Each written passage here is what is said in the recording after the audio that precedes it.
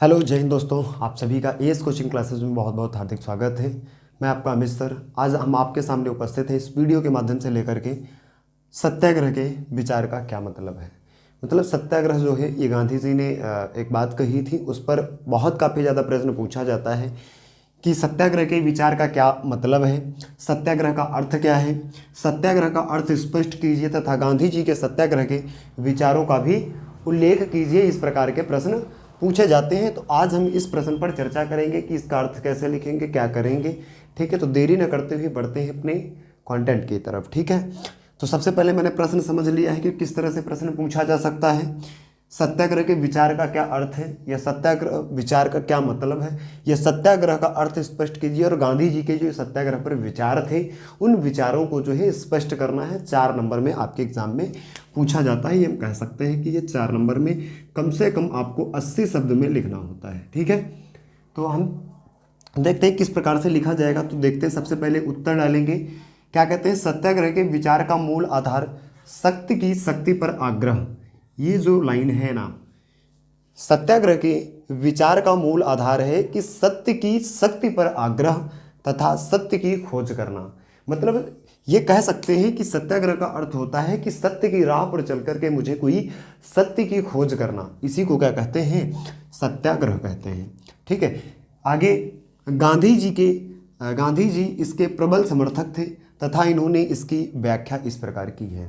मतलब गांधी जी इसके बहुत ज़्यादा निकटवर्ती थे कि सत्यता की राह पर चलना चाहिए।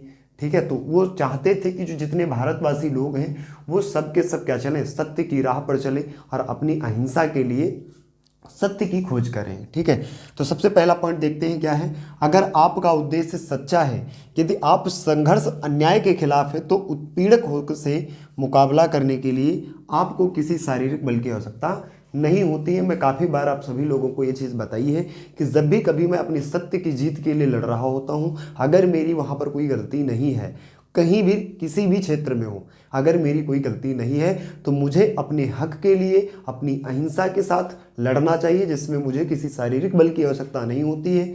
सिर्फ मैं अपनी सत्यता के साथ लड़ूंगा उस चीज़ पर। और जाहिर सी बात है, अगर आपकी कोई गलती नहीं है और अगर आप अपनी सत्य की अहिंसा पर लड़ रहे हैं, तो आपको जो है आपकी सफलता ज़रूर मिलेगी। तो किसी भी क्षेत्र में अगर आप जाते हैं, यदि आपका उद्देश्य सच्चा है, यदि आपका संघर्ष अन्याय के खिलाफ है, मतलब ऐसा ना हो कि किसी के खिलाफ ऐसे कर दो, अन्याय के खिलाफ होना चाहिए।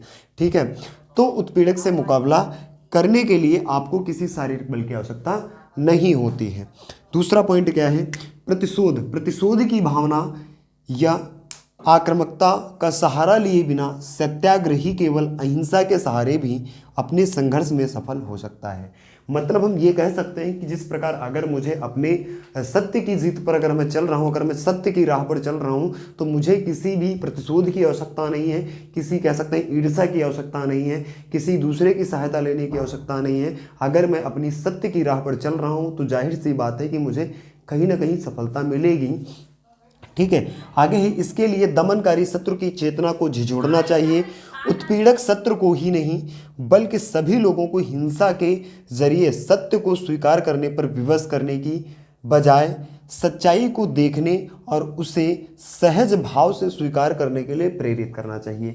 मैं तो अपना 100% आप सभी को देता हूं कि जब भी आप क्या करेंगे, जब भी आप कोई अपनी सत्य की राह पर चल रहे हैं, ठीक है, और वो आपका कोई दमनकारी शत्रु है। दमनकारी का मतलब होता है जैसे आप अपनी सत्य की राह पर चल रहे हैं, फिर भी कोई व्यक्ति है वो आपको गलत ठहरा रहा है।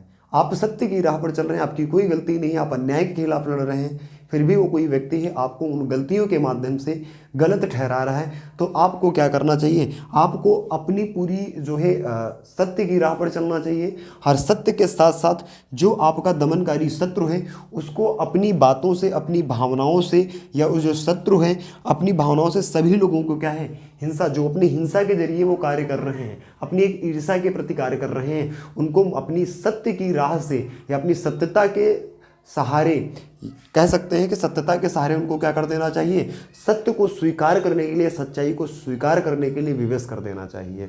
ठीक है, तो यहाँ तक हो गया। और यहाँ तक मुझे सत्य की राह पर नहीं चलना है, और भी जितने लोग हैं उनको इतना ज़्यादा विवश कर देना है कि उनको सत्य की बात या सच्चाई की बात माननी ही पड़ेगी। ठीक है, इससे अन्य लोगों पर भी बहुत ज़्यादा प्रभाव पड़ेगा। अगला पॉइंट है कि इस संघर्ष में अंततः सत्य की ही जीत होती है।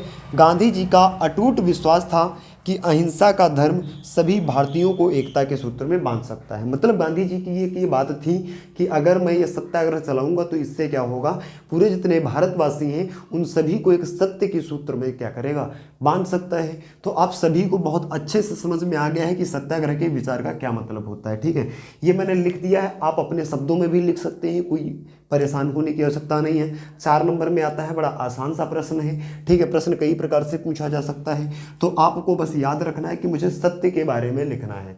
ठीक है, सत्य के साथ मुझे अपनी सत्य की खोज करना है। अहिंसा के अन्याय के खिलाफ मुझे लड़ना है, हिंसा के साथ नहीं लड़ना है, अहिंसा के साथ लड़ना है। किसी भी प्रकार की प्रतिशोध नहीं रखना अपने अंदर है। ठीक, किसी का सहारा नहीं लेना अपने।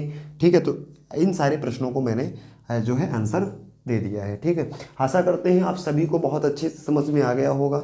अगर समझ में आ गया है तो मैं जो है एक ही बात कहूँगा कि आप जो है चैनल को सब्सक्राइब कीजिए, लाइक कीजिए, कमेंट कीजिए कैसा आपको वीडियो लगा। ठीक है, इसी तरह जब आप लाइक करेंगे, कमेंट करेंगे तो थोड़ा सा मुझे क्या है, उत्साह मिलता है, प्रेरित होता हूँ कि हाँ चलो बच्चों को जो है अच्छा लग रहा है, जिससे मैं और बेहतर आपको कंटेंट दे पाऊँ। ठीक है, मैं एक जो है टारगेट लिया है कि एसएसटी के जितने इंपॉर्टेंट प्रश्न, उस सभी प्रश्नों को एक एक वीडियो के माध्यम से समझाने वाला हूँ। ठीक है, ओके, जय हिंद।